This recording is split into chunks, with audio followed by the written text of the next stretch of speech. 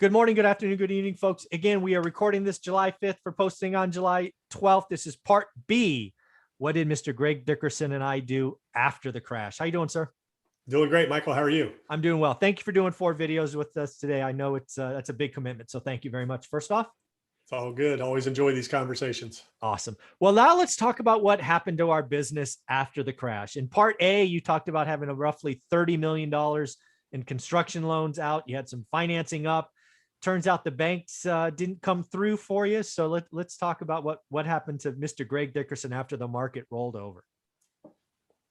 So yeah, it was crazy. Markets were crashing, banks were disappearing, all those types of things. So number one, I had to shift my business model. So I switched from building, multi-million-dollar beach houses to building little 130, back then they were $135,000 spec houses.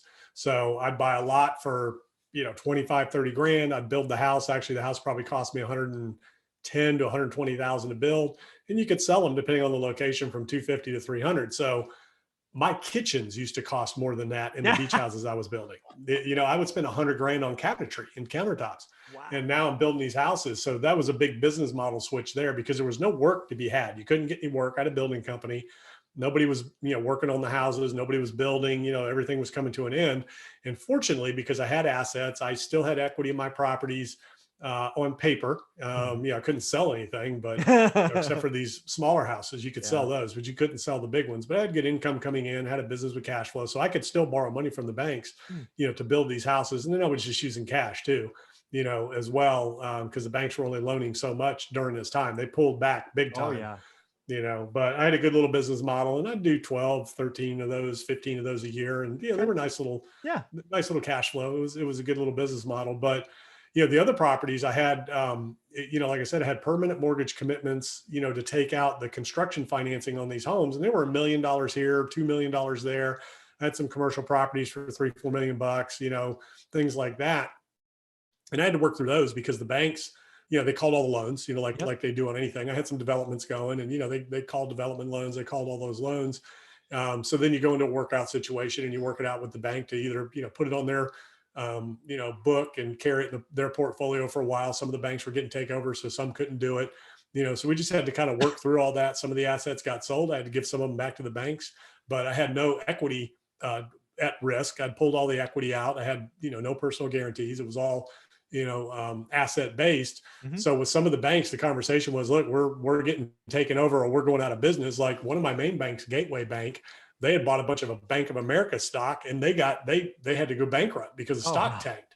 Wow. So, they bought it right before the market crashed. It was amazing. Took an entire, $400 or $500 million bank out, I think that's what they were at the time.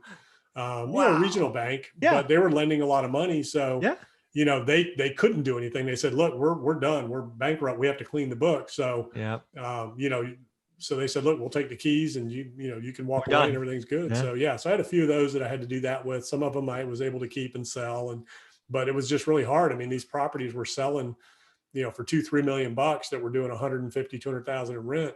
All of a sudden there were no buyers. You couldn't sell them. Nobody was buying them. You couldn't get loans to do those things. It was a very, very interesting time. Foreclosures were just all over down there. That was the problem.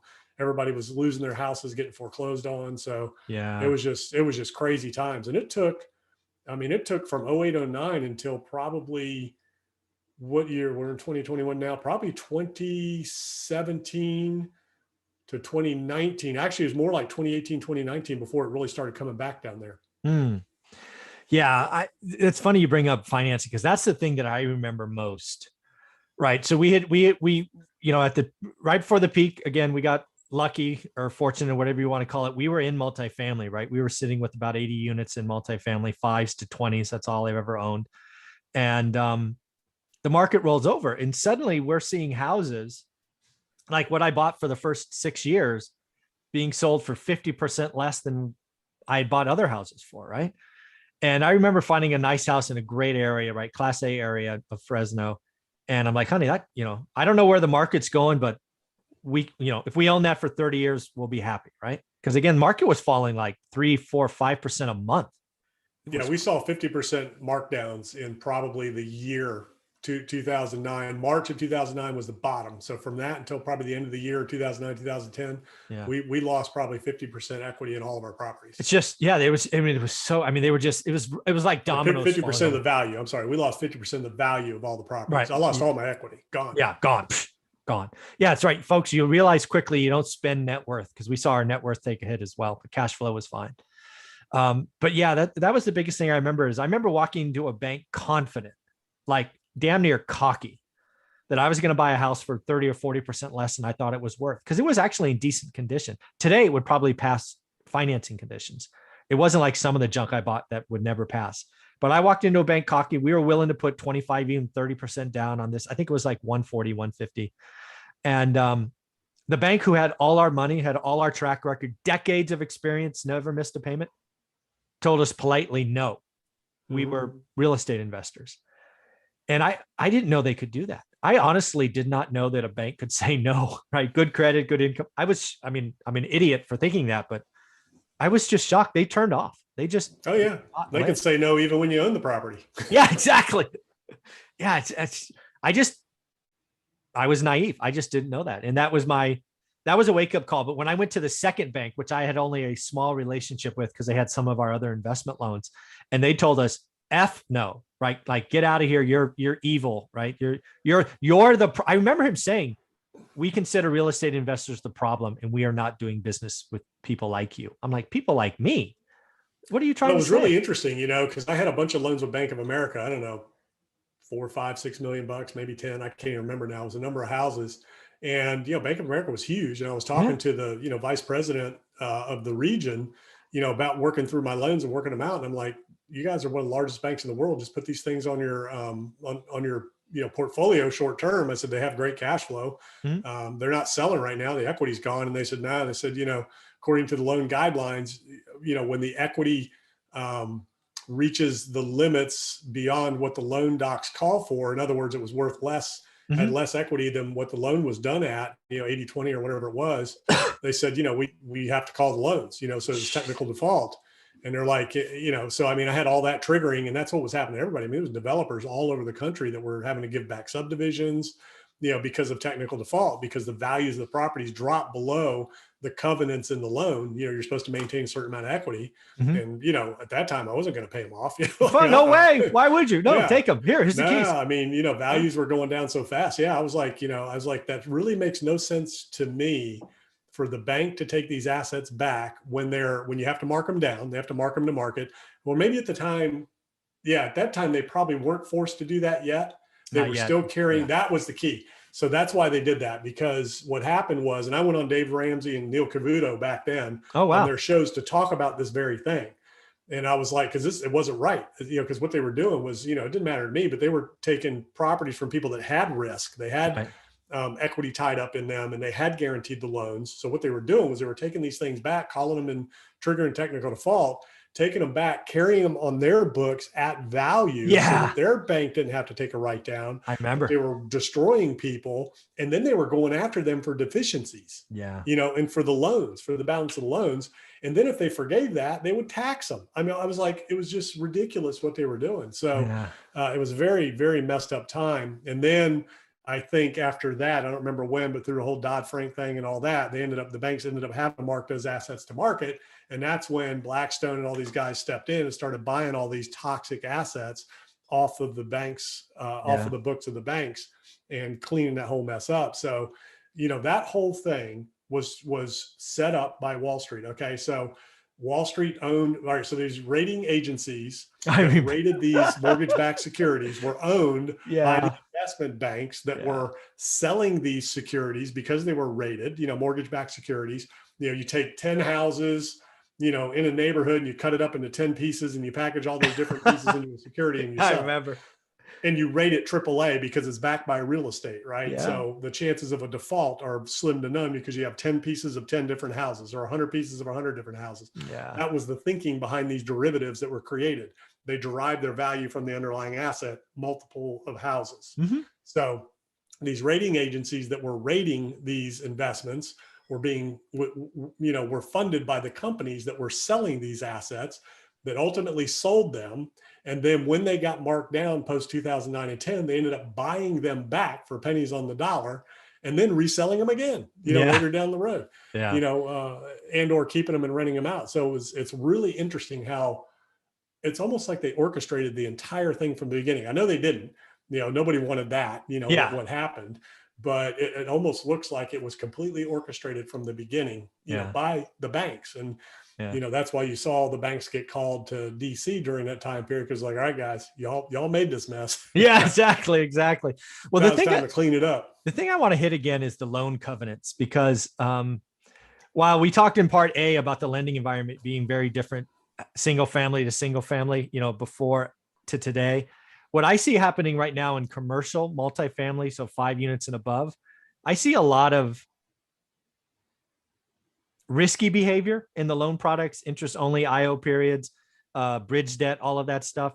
And what people need to realize is cap rates can change, values can go down if you're an LP.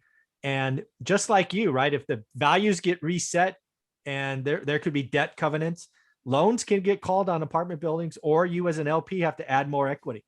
I see a lot of pain in that area because of loan covenants in 2 or 3 years when the interest rates reset. Is that a valid concern?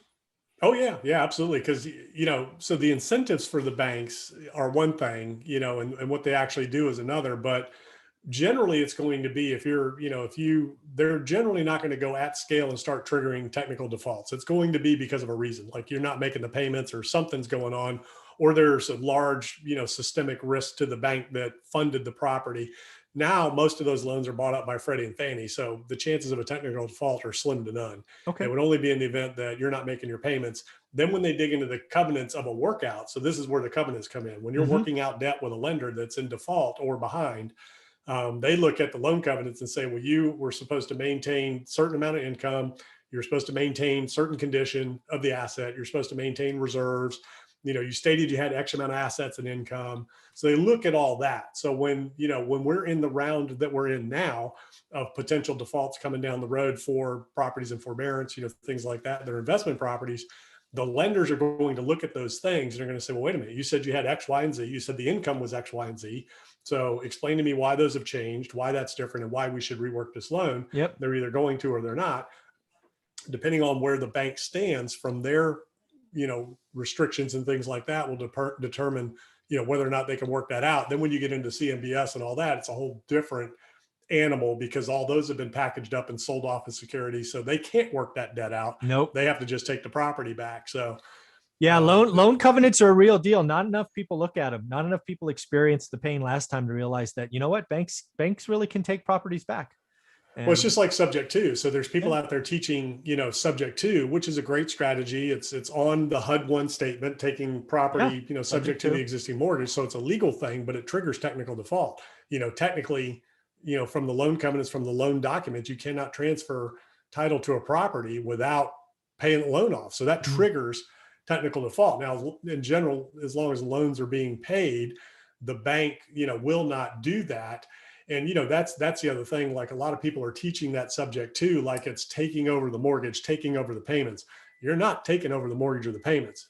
You're taking title to the property. The mortgage and the payments stay in place with the original owner. You're just making those payments. Yeah. So that's a big thing to differentiate. Cause like I said, there's some people out there teaching this wrong, and packaging it wrong to people in terms of what you're actually doing, but it is a good strategy. And I've taught people how to do it the right way, because you got to maintain the insurance and, those types of things and all that. But yeah, it triggers technical default and it can happen easy. And we saw it happen in 08, 09, but it created a systemic issue within the banks that they're not going to let happen at scale this go around. If something like that were to happen, and there really isn't a problem. I mean, what do we have in forbearance? 1 million houses or something, if that many. And most of those are coming out successfully, either in a refinance, a sale, or they're just paying it off. Very small percentage are actually going to a short sale. Almost none of them are going to foreclosure. Yeah, I don't see any pain in the single family market. My pain is 2 or 3 years down the line in multifamily. I just see some deals being done today. I get a lot of them.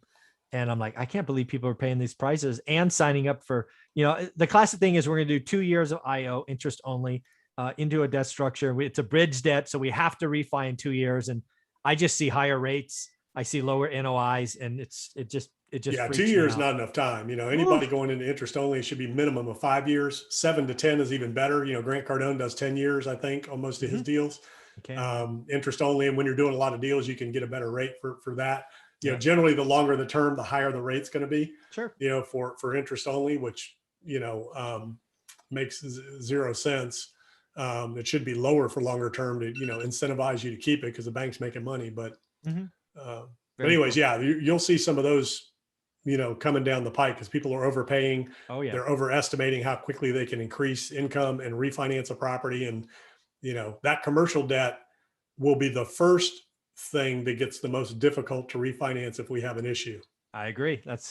I lived through it once, so it's going to be fun. So Greg, thank you for doing this part A, part B. We will talk again live in 2 weeks. Thank you very much. Where can people find you? Yep. GregDickerson.com. All my info is there. YouTube channel, podcast, GregDickerson.com. Thanks, buddy. All right, man.